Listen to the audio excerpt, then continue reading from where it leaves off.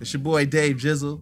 We back the Dave Jizzle Show. And this is ICS, aka Mr. 10%. AKA, what's the other one? The Invisible Man. Mr. AKA, Invisible Man. He got another nickname. Henny D, dog. Henny D, dog. We gonna go. Why you calling me Henny D? We can't talk about that right now because we got so much stuff. We gonna touch it in there, and then we got a special guest, man. Introduce yourself, man. How you doing? My name's Justin Hatcher, aka Just_in_touch. Just in touch. All right, the super mogul. Say your name like it. Put some respect on your name. Please say it with your chest. Say it with your chest. But before we go into your business, because you out here rising up, we putting hair on our chest right now, everybody. Hell yeah. They go Henny D, dog. Henny D is here, dog. Let me tell, man. Everybody, man. Everybody pray for my grandmother, man. Yeah, I know I called you earlier, man. Yeah. Everything all right, man? You didn't get a chance to tell me exactly what happened. My grandma had actually failed, dog. Oh no, man. Yeah, she swung on my grandpa because she saw him in the nursing home with a side chick, and her glasses fell off. What? And, for real. She swung on my grandpa. Dog. He was like, my grandpa said he still got the sauce, bro. He 96. He said he still got the sauce. Hold on, backtrack here. Your mama just cold cocked. My grandma she tried to swing on her. She missed, and she fell and knocked the glasses off. She broke her glasses. But like I know that's when you know your woman gonna whoop your ass later on. When she missed you and hit the ground, and she probably think you hit her. My grandpa was like, he got the sauce. And you know what the difference is? The sauce. My grandpa always told me. I think he invented the sauce before Little Georgia because he said, you know the difference between the sauce and the juice, right, Just? Nah, what's that? The juice, you can drink the juice, you can throw the juice out, the juice gonna be gone. The sauce, you got that barbecue sauce in your fridge, you spill it, it's gonna be there. It's gonna be there forever, dog. He 96, dog. Got that sauce, man. That man got that sauce. He's like, in his defense, he said, it's not my fault that these women just keep showing up to my room. You know what I'm saying? It's not my fault. You know, I'm 96. He talking reckless. I got the juice. Nah, he don't say that for real. But nah, you can see it in their eyes. Old men talk with their eyes. Old men talk with their eyes. For sure. Yeah. Because my pops live with me. Oh yeah. I know how I can't get her out of here. You know, the women just be in there with my grandma and my grandpa. Like, he like, hey, you a hoe? You an 80-year-old side chick? Why you out here like your grandma and my grandpa? Damn. Well, for real, shout out to my grandparents, man. I'm just full of y'all. I'm just full. My family gonna go off every week, Dave. We continue to learn the stock you come from. The Mac, man. It's just in my blood. I don't even want it. It's in my blood. This the Johnsons. This your grandma. This is the Johnsons kind of gangster, man. This is the man. I think every Johnson is gangster. Like across the nation, every Johnson family is gangster in some way. I promise you. I always tell girls, man. I tell girls straight up, man. When I start talking, I say, yo, you need to like really take stock of yourself before you date somebody last name Johnson. I mean, Ocho Cinco. Take stock. You know what I'm saying? I mean, he had butter, but why was she so close? Oh, man. You know? Hold on, I didn't know he was a Johnson. Yeah, Chad Johnson. Chad Johnson. I forgot who else was a Johnson. You know, it's a lot, man. I'm trying to tell you. Just hear Ocho Cinco. But the other thing, man, and just I want your opinion too. You a mogul up and coming, man. We're gonna go into that, man. But what y'all think about the 444 album? Man, my girl won't stop talking about it, honestly.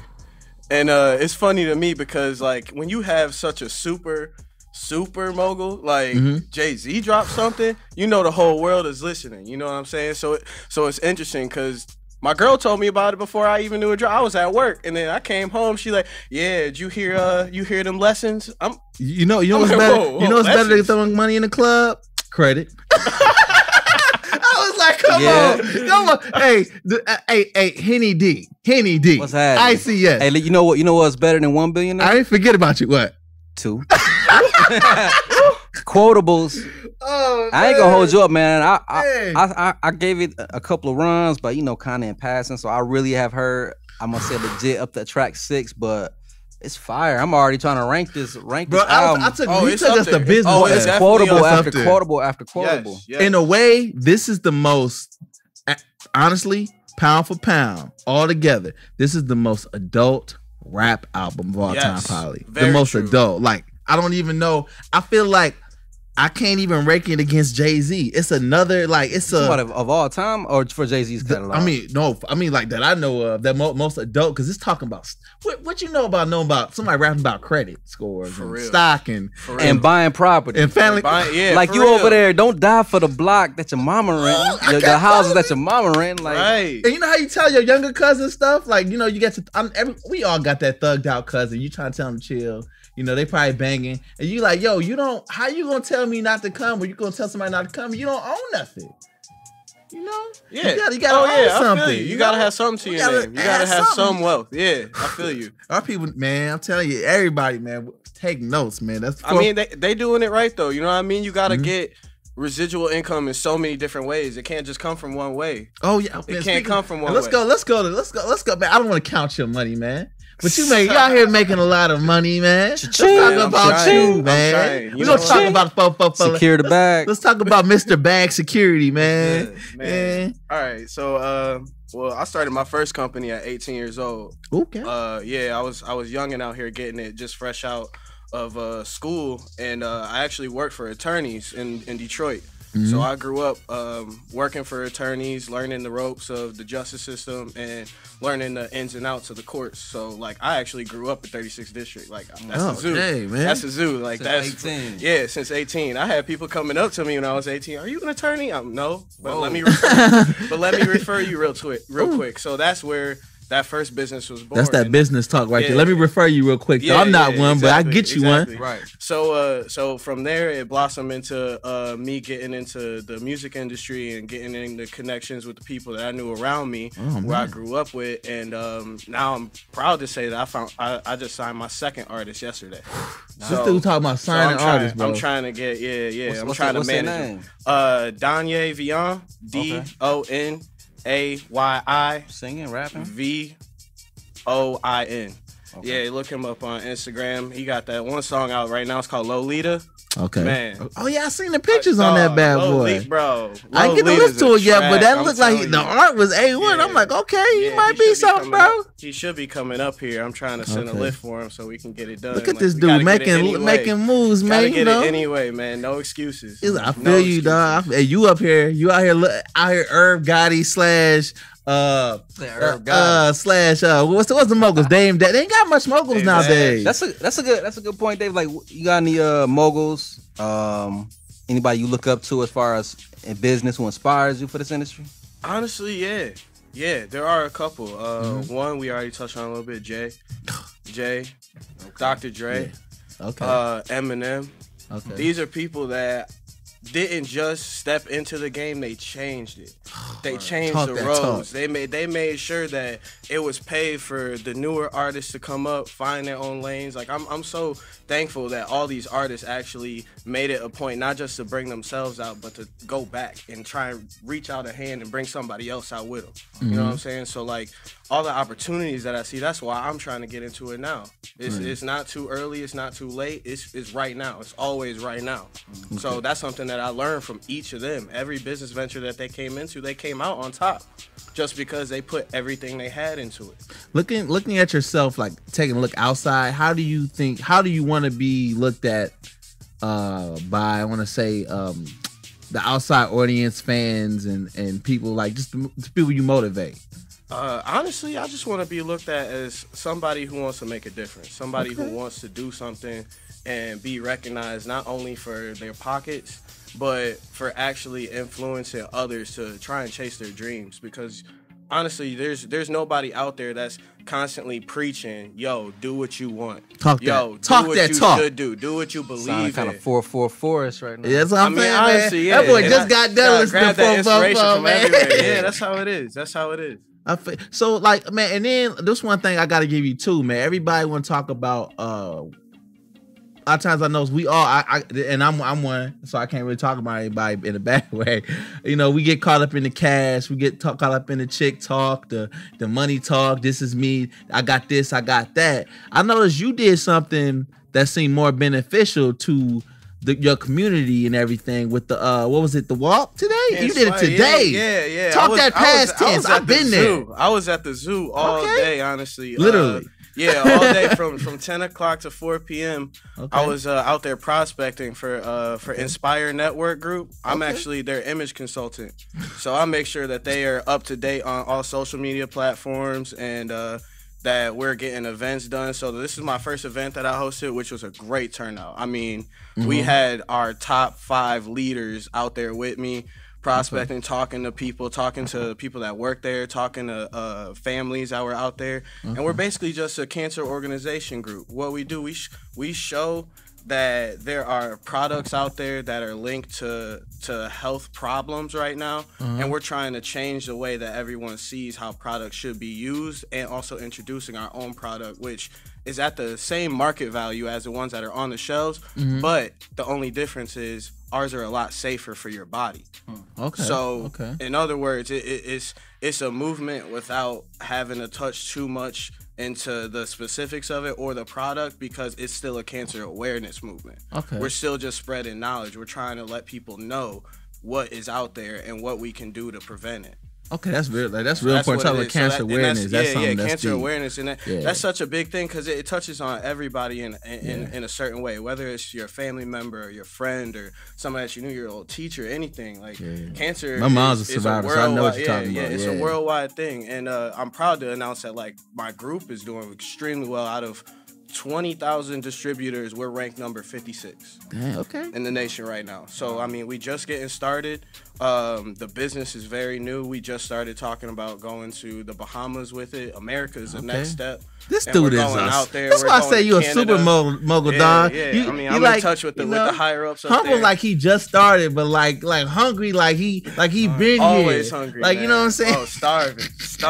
I feel you out here, man. Getting back to that's an activist, man. It sound like for a few of your ventures, you sort of having a mission behind the madness is important to you. Is that something that kind of drives you when you look for new ventures to go into? Definitely. I mean, not only that, like even my clothing label. One of the T-shirts from my clothing label, Top Shelf or Die. You can follow us on all the platforms. Top Shelf or Die. Top Shelf or Die. Yeah. Brought me a little something. Dave got him a little something. Boy, brought me a little you can look at it, and that design actually. We are giving 10% of those proceeds to wildlife and to help preserve the sea turtles and make sure they make it to adulthood. Oh man, this guy is help the sea saving turtles. the world. We're helping sea turtles. Who out here helping sea turtles? Here's a little known fact: only 1% of sea turtles make it to the ocean into adulthood. They sound like rappers. So 1%. Thank you. It's sea turtles are the new rappers. It's full circle, man. Yeah. So we top shelf out here. We top helping shelf rappers and sea turtles. Hold on. I was about to say he's signing sea turtles. No. he helping sea turtles, but he's signing artists. So it's all, you see the connection. You know what you need to get all the connections. Next time when you talk to an artist, bro, you pull out a sea turtle and be like, yo, we did 1%. It's 1%, This dog. 1% of us. 1% survival rate. Are you gonna be the sea turtle? Yeah. Or are you gonna be the rest of them dead? Man, it sounds like some metaphors. I don't know. Steve Kerr or Phil Jackson to say this players like, you gonna be the sea turtle? Are you gonna be the sea turtle, bro? I ain't never seen a sea turtle. turtle. Just gonna fall out in the ocean. I ain't seen sea turtles, you know.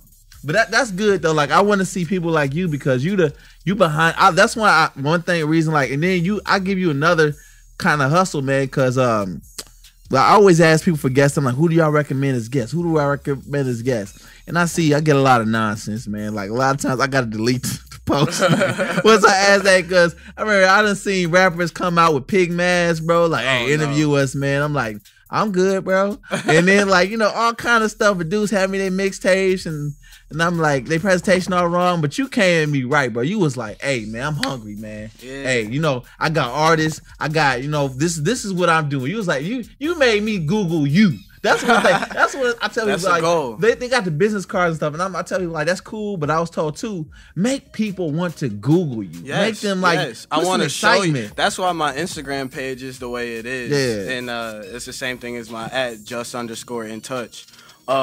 It's easy to show people how involved you can be and what your limits are. Because Instagram is a platform right there, you know what I'm saying? Like, I can really explain, I'm into photography. I'm doing stuff for artists. I'm in the studio. I'm doing my clothing label right now. Like, it's so diverse, and it gives you an opportunity and a platform for a voice. I know this man said, You said one thing that got me. You said, I'm gonna show you a couple things I'm working on. I'm about to tag you to it right now. Yeah. I said that's hustle, bro. Yeah, that's when you gotta respect my man's hustle. Yeah. Right. You know, that's the real stuff, bro. Appreciate it. And you got the touch on the clothing line. I did some good fabric too, bro. Some good. This ain't that cheap stuff, that's bro. Next level. Yeah, you know that's stretchy. it's I'm next about to rock level. that for July, bro. Oh hell yeah, With the man. Yeezys. Wear it up. Yeah, the clothing label, I honestly have been working on it for the last 2 years. I have 3 partners. One is my girl, Amanda. One is my boy, Dugan. He lives out in Colorado. And then my boy in Texas, Marcus. So we came together 2 years ago and just started creating the designs and everything, getting everything ready, setting up a LLP, all that stuff. So I mean, yeah. So I mean, I helped other businesses get their stuff afloat. So I thought it was about time I set myself up for something. And you putting else. your girl on there. See, that's one thing he making. See, he got his circle right. Putting the team on. The team. That's how you supposed to do it, build man. something. I'm trying to build something. What's better than 1 billionaire? Two. You know. So where you see yourself long term? Honestly, I see myself running a successful clothing line that's opening the doors for my artists and opening the doors for philanthropy. And I see myself really taking my career to newer heights, newer levels, because I know that there's no amount of stuff that I can't reach. And I say that because I travel a lot. And every time I travel, I'm connecting, I'm networking, I'm really trying to get something across to see how I can help that person and that person can help me. It's not just a one-way street, it's a two-way street. Right. So everyone that I've associated myself with and do business with, they understand that that's how I handle myself as a businessman, and that's the respect that I like to put out because I know I'm going to get it back. Dope. Reputation, character. Yeah, definitely. Sounds like a principled man right here. I try. Yeah, if you got, like I said, man, I respect your hustle, man, and ICS will tell you. I mean, I'm a tough customer, dog. I'm a tough customer. This was never convinced, but because barely sold. Like this is the reason I hate telling myself. Like I know I'm gonna sound like a suburban kid, but like my dad is he teaches business at a college. Don't ask me what college anymore, because you know these college professors be teaching at like 8 colleges and whatnot. And you know, and then he does real estate as well. And he's like a business advisor for a lot of businesses. So I'm real tough on that, man. Like I always say, like a lot of people, man, they ain't got the heart. Everybody want the flash. That's what everybody want the flash, but don't nobody want to do the work, man. My dad would tell you, some people, in fact, some people will pay. Like my dad said, a lot of people pay him, but they don't take. He said they won't take my advice. He said, so it's like, dang, it's like a conflict of interest. Do I take your money? So they hire him to advise their businesses. Sometimes for bragging rights. So this one bragging rights. Just to say like, just say, you know what I'm saying? I got my man's. He got other clients. Blah blah. It's like you the worst client. Like sometimes you gotta fire your clients. Be like, I'm making money off you, but you know you're not. You breaking my brand down. Work with everybody. No, you can't always work with everybody. Don't even tell people I'm working with you. You know how you gotta say that to people. Like, man, that's one of the hardest things. Can you touch on that? Like, you ever had any experience like that where you feel like you had to move on from a client? Maybe honestly, without all the specifics, but you know. Honestly, yeah. I can go. I can brush on that a little bit. Oh, talk that talk, man. All right.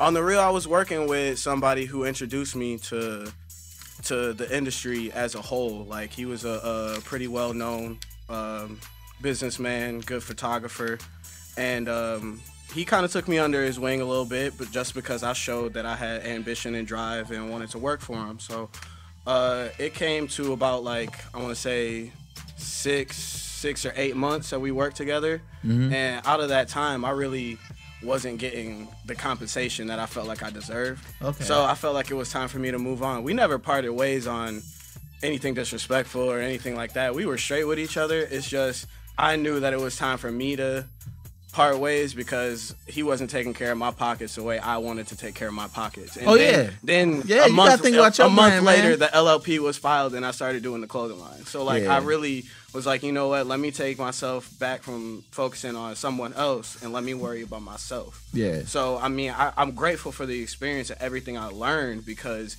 everything I learned, I'm taking with me right now, and I'm applying to my business and my day to day already. Yeah. So I'm never throwing shade. I'm never upset about any situations, and I mean I could take that back to attorneys, man. I've worked for some attorneys that are out of this world. I know dude. how. I can just guess, but you know what? Sometimes we gotta know though. Like I know sometimes when you the head or you a leader, sometimes even with family, it's like you don't want to do it. But sometimes you gotta worry about yourself. You gotta be like, hey, they're here to play. I'm here to work. Right. You know, a lot of times, very few people are there to work. A lot of people go to the job to get a paycheck.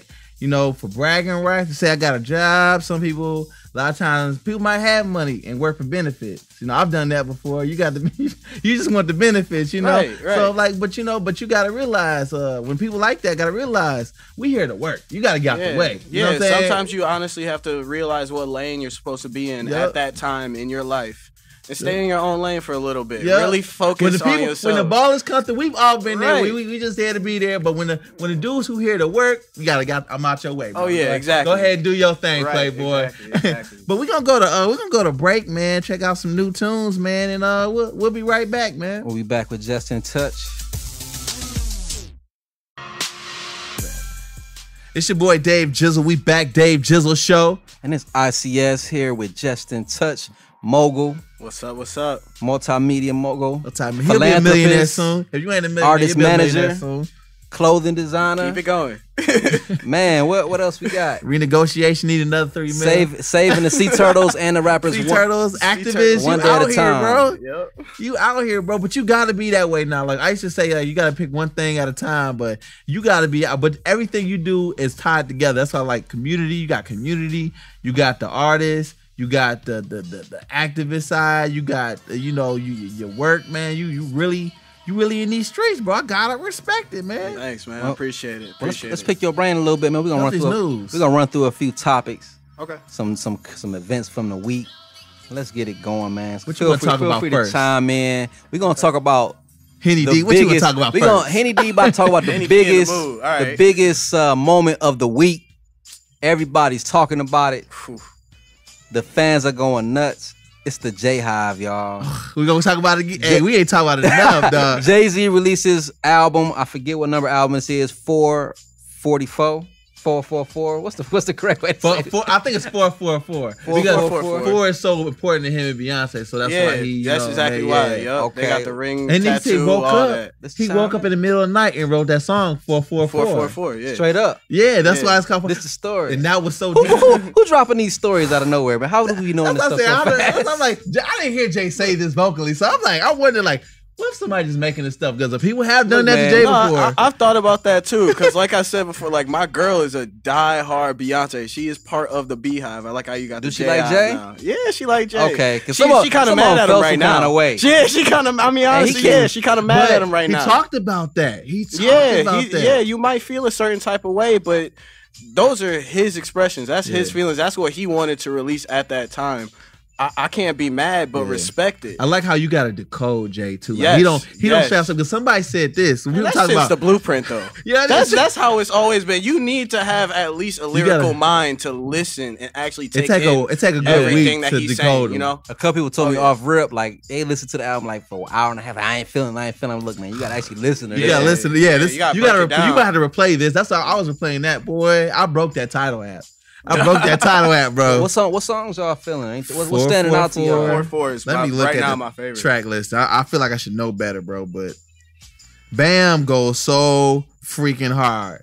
Enough with that Sean Carter. Yeah. It's almost like a Machiavelli moment for Jay, man. Like he really is killing off Jay-Z and like this is. It's all about Sean Carter. And then he came out like for his mom. I don't know. Like at first I was like, does his mom approve of this? But his mom's on the song.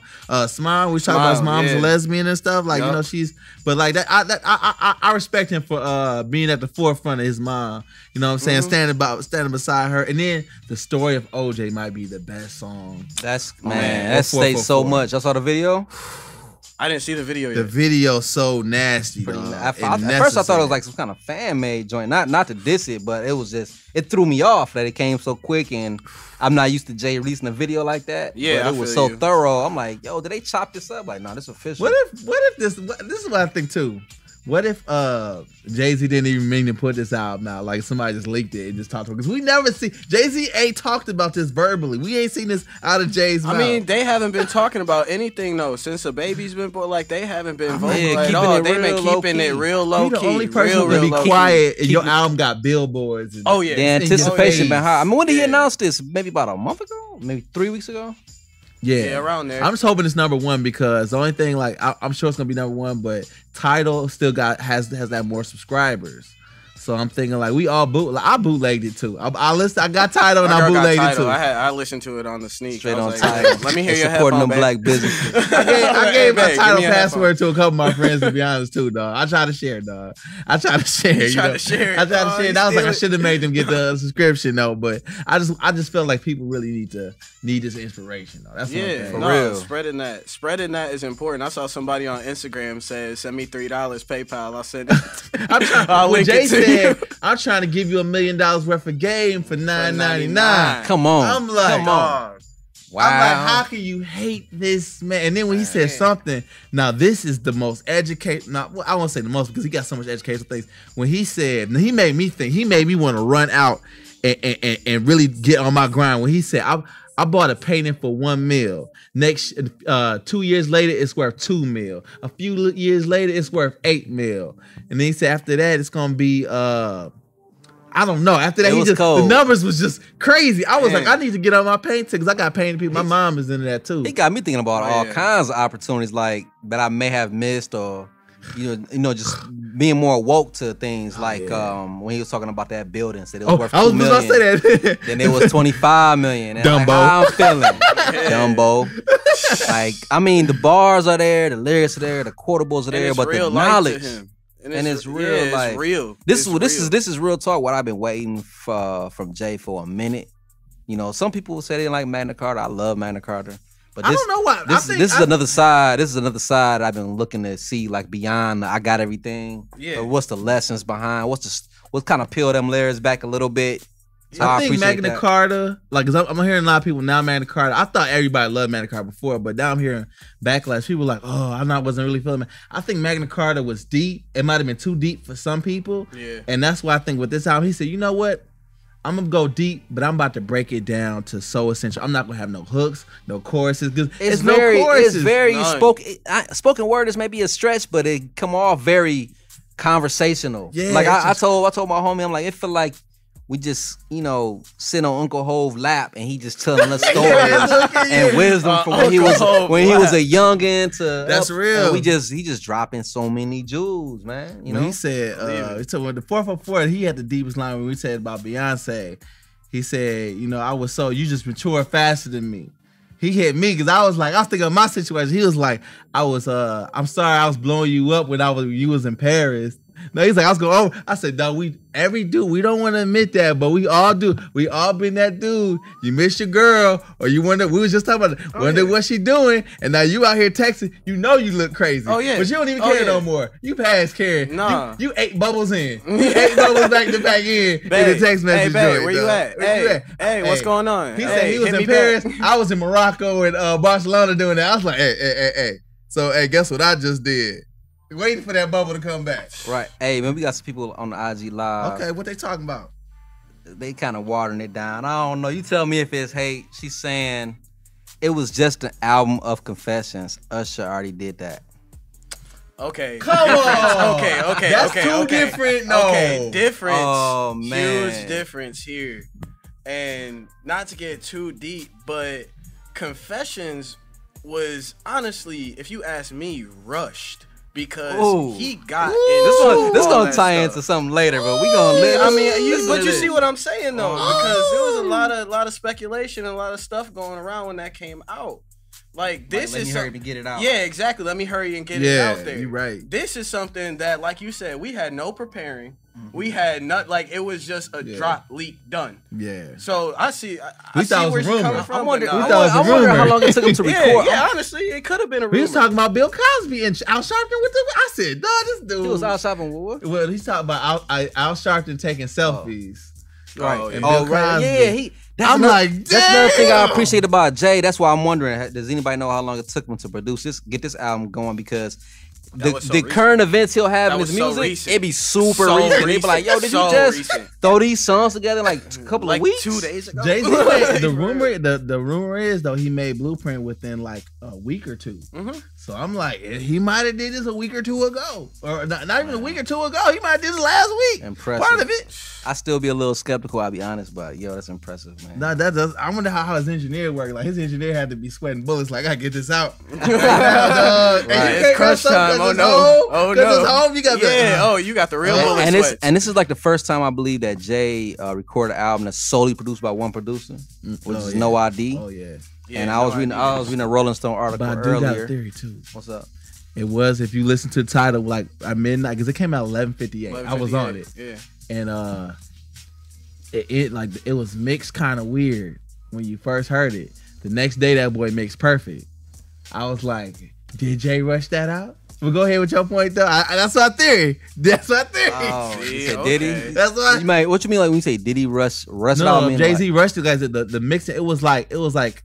Okay, you know, still you hear that crackle sometimes when it's not like well engineered. Oh, don't let me get started on that. It was that. a little crackle. Look, I'm gonna make a quick side step, and maybe it's a little conspiracy theory, but I was listening to the Damn album by Kendrick Lamar a couple days ago. Here you go. You can't go downwards, dog. I'm just saying, I heard a few things it's like they were changed and little additions, and I'm wondering, like in this streaming era, are artists, because Kanye kind of did it a couple times on that song Wolves and a couple other tracks. I think they tightening up the mixes, they changing lyrics, they adding little things. So, and they rush into the deadline, but I'm thinking in this era, man, we might be in this era of basically where it's like albums are living in real time. Yeah. Like almost being created in real time. Like, but they may let us know or they may not, but I don't know, man. Jay did say Life Follow is a living album. I think it was the, oh man, I don't want to mess it up. It might have been the field track. It was a song on there. I was just like, yo, I do not remember this part at all. I listened to the album like 7-8 times. Like I don't know. A good minute and a half. It was totally different. It was just some lyrics that seemed like they were changed up. It sounded different. It was like a like a little. Kendrick heard me talking. I'm gonna try to get that track for y'all. Maybe I'll bring it up next week. But hey, I don't know, man. I can see Jay. Somebody said Jay did it for the culture. Refining this, you know. He did it for what? We just want to listen to that man because he hold weight in the culture. Hey, is it too early for y'all to rank it? A little bit. It is. A little bit. I haven't gotten through the whole thing. What about albums of the year so far? Is it in top 5, top 3? Definitely top 5. We need more time. I don't know if I want to. Anything better than this album? I look right at now? it so different though. Like I'm starting to look at it like, and I tell people like I know it sounds like I hate on Pac and Jeezy sometimes, like especially if people think but I just look at Pac like I look at Pac more of a poet than a rapper, and I look at Jeezy more like a motivational speaker. I don't even see Jeezy as a rapper. Really, to be honest, like a ghetto preacher. Yeah, like inspirational speaker. Like somebody goes to the front with a suit. Like I see one come with a suit, boom, boom, boom. But now I'm looking at Jay like a teacher. Like I saw the Can't Stop, Won't Stop. Have you seen that movie? You've been bringing that up for a minute. I gotta watch this movie. Diddy had me so on my grind, bro. Like man, I couldn't sleep when I saw that movie. What am I doing? I was like, dog, I will not waste a minute of my life, dog. Like he was talking about. And then Jay, I love how Diddy, it's like he think like me, but he hustled at another level. He said he lost his job at Uptown. And all this time, I'm thinking like maybe it was months, maybe a year apart before he got the Bad Boy. Diddy said he was like, I was living over my means. He said my girl was pregnant with he said, I just had my son Justin. He was like, I just bought a house in Scarsboro, New York. He said, so I was just down. He's like, I felt like I was down and out. I was trying to hustle. And he said, he's like, that's when I eventually got the Bad Boy deal. Andre Harrell was like, that was 2 weeks later. He's like, and Diddy was on payroll still at Uptown. He exaggerated the struggle. Yeah. He said, don't let Diddy fool you, dog. Don't let Diddy fool you. A lot of these artists trying to make it like it was like 5 years. Yeah, like I was broke. Well, he got people walking 3 miles for cheesecake. They said, Andre Harrell said in the movie that, from what I got, it's not, he said, Andre Harrell said his boss came in, the general manager of Universal, and Diddy's acting like he was going to punch him in the face, and he was like, bro, it was either me or Diddy, and Diddy had to go. He said, I looked out for him. He was still on payroll. Yep. Oh, wait. I didn't get all that part. I got to probably watch it. Hey, he sealed your deal, man. When you act like you about to punch it, because we think a lot of times, I know just, being around. Like we're not in. Well, I know I'm not in. You know the label meetings and such, and then even like people who like I guess rappers, producers and stuff. Sometimes you don't know. Some of us don't know the chain of command. We just know the CEO of Def Jam. You know, we think that's as high as it goes. We don't know about the general manager of Universal Records and stuff. So you really behind the scenes. You know, so ASAP Rocky, we think ASAP Rocky the man. ASAP Rocky threatening to punch my man's. We probably think, well, my man's better just watch his mouth. My man like, no, ASAP Rocky's done. Right. You know, like, you know, snap his fingers. We don't think like that, you know. Man. Respect that white man. It's crazy. Well, speaking of that, let's move into some other news in the media this week, man, which is a pretty big event, I guess, in social media. Joe Budden versus Migos. Oh, all right. I can see both sides, but now I'm starting. I look at this. Hold on. Let's just people who don't know. Ain't no both sides. Can you just briefly tell the people like what happened? I mean, if they don't know by now, they don't know. I mean, they don't know. Well, long story short, man, check it out on social media. Joe Budden's Academics. They're interviewing Migos online at the BET Awards. But let me say this though. From now I'm here. I did my research. It didn't go right. I did my research. I can see both sides, but I'm here now. Migos was getting people they ass to kiss at the awards a lot of times. They're getting people they ass to kiss. You know, like they was really showing up because Chris Brown. You know, bumping and Chris says that somebody bumped into Chris. You know, Chris wasn't having that. Chris was at his car like, we gonna come back to Chris Brown. He had that look like, yo, which one of y'all want to press first? Right. Oh, you saw the video? It was a video with that? I mean, yeah, it was video. And Chris was by his car like, and another dude, this dude up here, I'm sick of these groupie dudes, okay? That's who really need to go out the game. For real. This dude out here trying to take a selfie and a picture with Chris like, yo, my man. Back up. It's about to get real right now. Like, yeah, no, it's not the time and place. But Chris was so smooth. Like, Chris, I gotta give him credit, though. Anybody can get them hands. Anybody, I feel. Chris ain't scared of nobody. No, he not until he get knocked out. Oh, you think Chris gotta watch out for anybody? Can get. I mean, honestly, anybody can get. I'm not impressed. I lost a lot of respect. Seeing it. I will say this: I lost a lot of respect for Migos because you know this one thing I learned. Don't wear blouses. I'm not a fighter. I'm not a fighter. But I did learn this. You know how Migos was jumping up and down, talking reckless. If you ever punch somebody, that's when you punch somebody. Oh, when they jumping up and down, dog, I'll smack the crap out of you. You just hit him with the. You gotta hit him with that sneaker.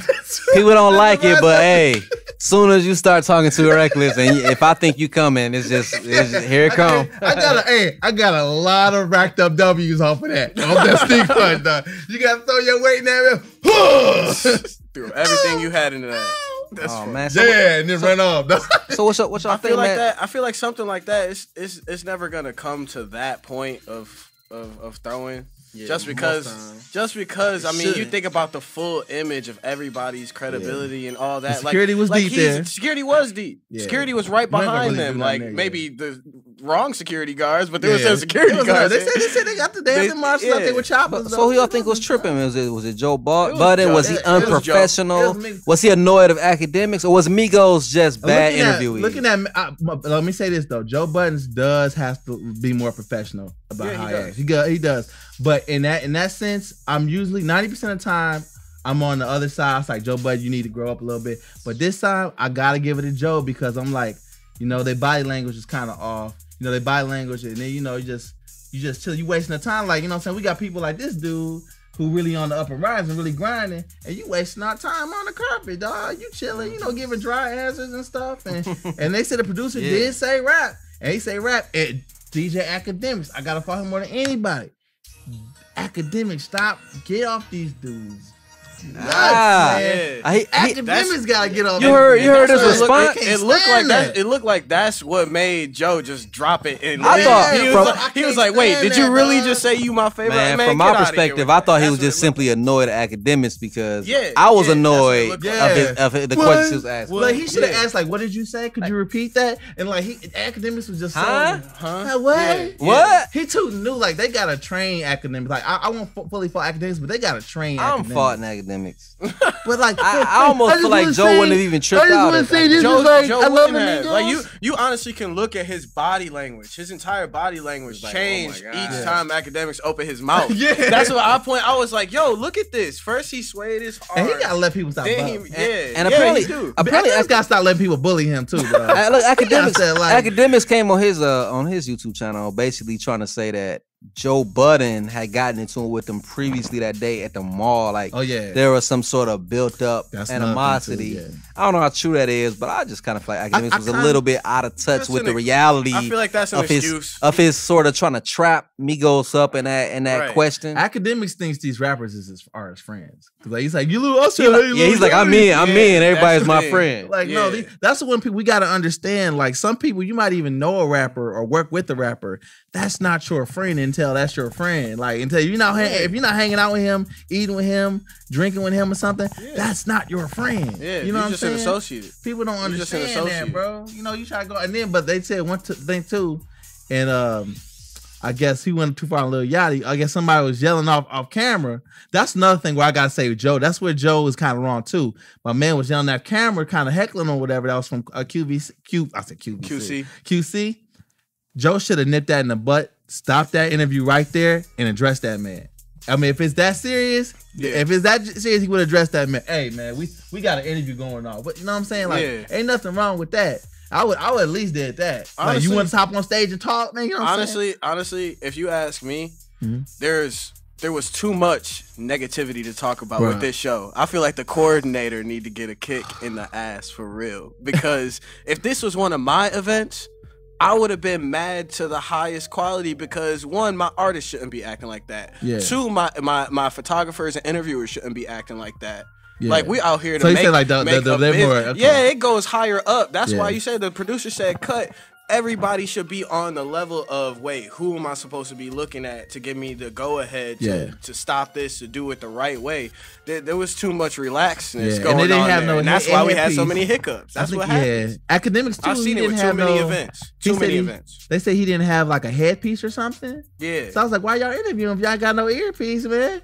You know, if you can't do it right, don't do it. That's what I say, man. Get ready for next year. Thank you. Very true. Get ready next year. Right. We're going to have a bunch of white people interviewing us. Oh man, that's one thing I tell people. Like, Dave, you want to do something? I done turned down a lot of stuff that was big, but I was like, I can't do it right, so I don't want to look stupid out here, man. You know what? I applaud that. I applaud that. That's good. Bro. No, that's good. If you feel like you're not gonna live up to the expectation of what they're looking for, you don't want to make yourself look like a fool, because that's just killing other opportunities. That's just killing other opportunities for yourself. Right. That's counterproductive as hell. You don't want to do that.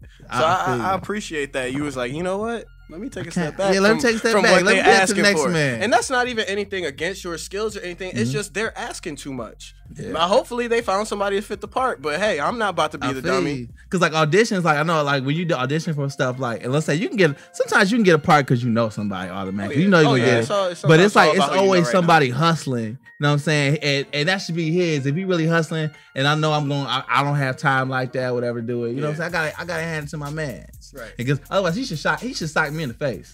If I, you know what I'm saying? You just steal my one shot. Like what? And they gotta redo auditions again. They just forgot about me. You know, I'm starving. I was ready for the Shakespeare. You know.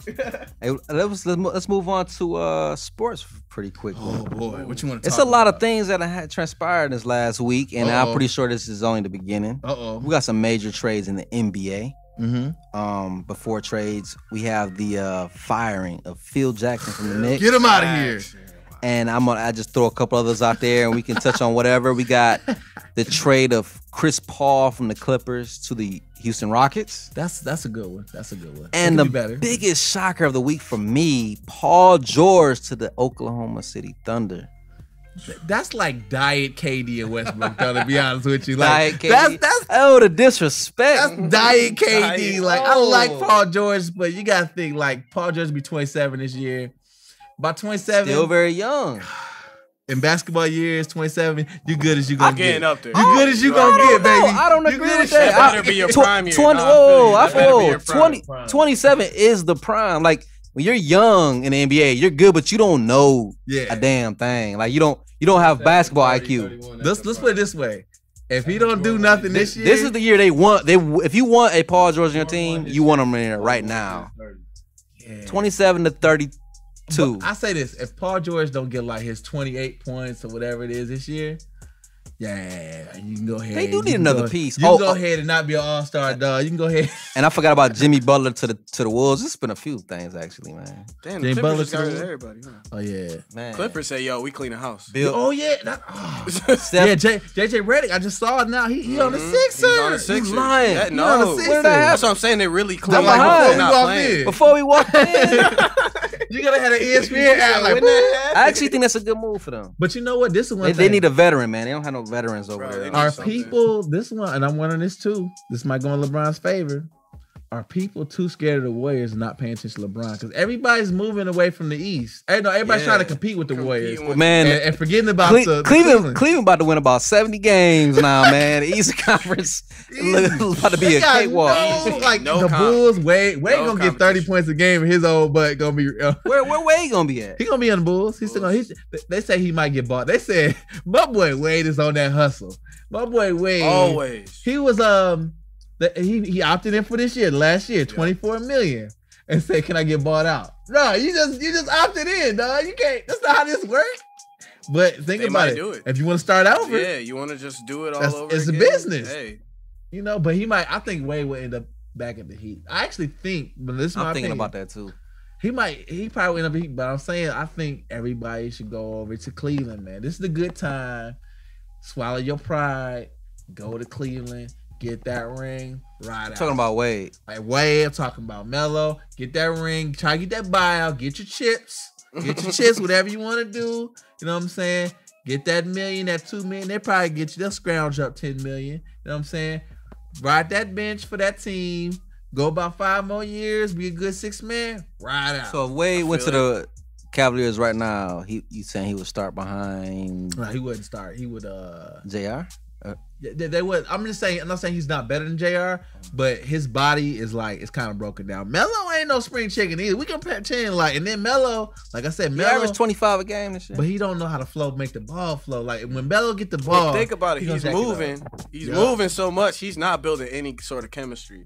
Yeah, exactly. He's just playing like he played, right? So it's like everybody off the floor. Right. Melo, you go out there. Right. One thing I can say for the Cavs, if they do get Melo, I feel like LeBron can actually take a 2-minute rest without the game, without losing 10 points from the opposite team. That's like, which if Melo will still go back and score with the other team. Yeah, I think even having D Wade, man, I would love to have D Wade over Darren Williams though.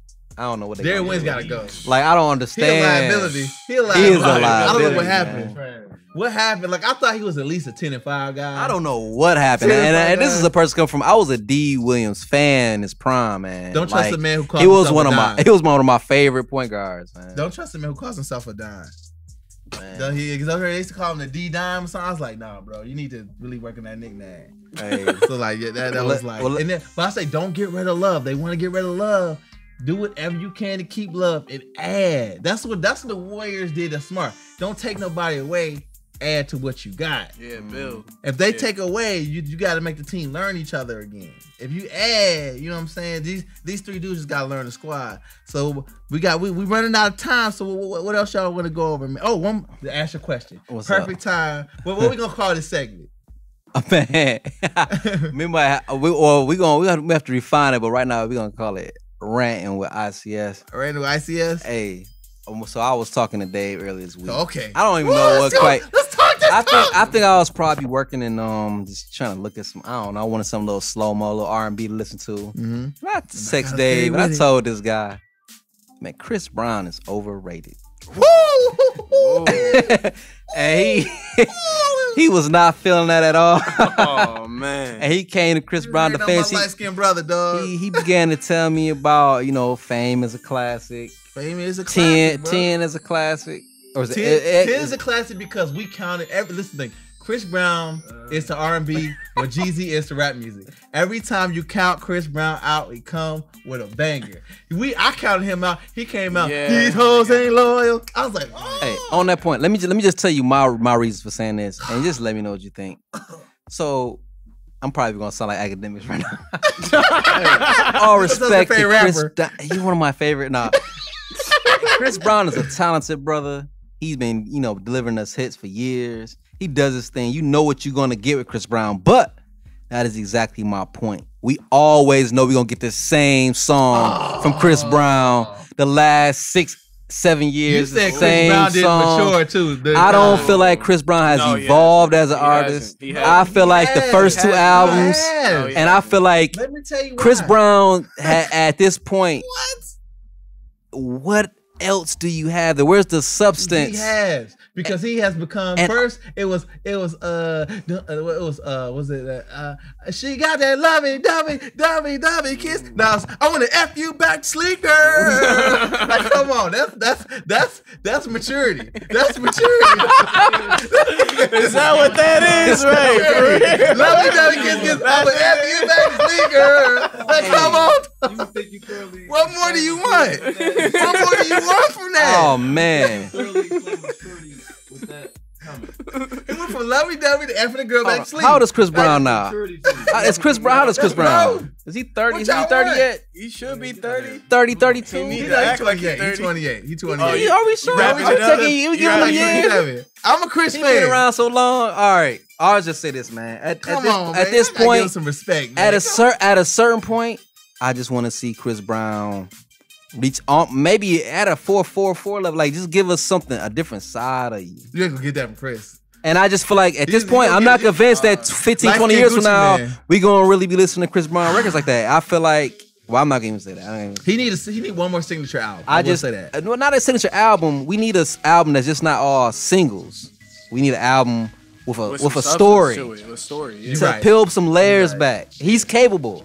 He has a talent. He's one of the best performers of all time. He's an amazing artist. I just feel like he's getting by, and I feel like we need to put the pressure on this talented brother we call Chris Brown. Man, you better stop trying to make Chris be great, dog. I want Chris to be great, so I want you to win, Chris Brown. Let him just be good. And I think you could be better, but you ain't about to keep just throwing 12 tracks on the album that you made in one night, drinking Hennessy with your homie. I know he put them songs, he make them songs quick in the mud. But you probably gonna do what you like, dog. You're gonna be with your girl, and you're gonna be like, I want to F you back, sleep, and it worked. But look, check it out. If the girl I'm dating put out too soon just from a Chris Brown album, I don't want it.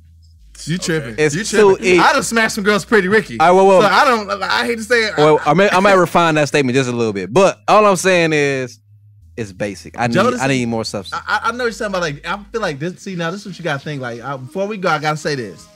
When you play Jodeci, you play R. Kelly, girls know what you about to do. Oh yeah. Oh, they know. But when you play Pretty Ricky, they don't know where you coming from.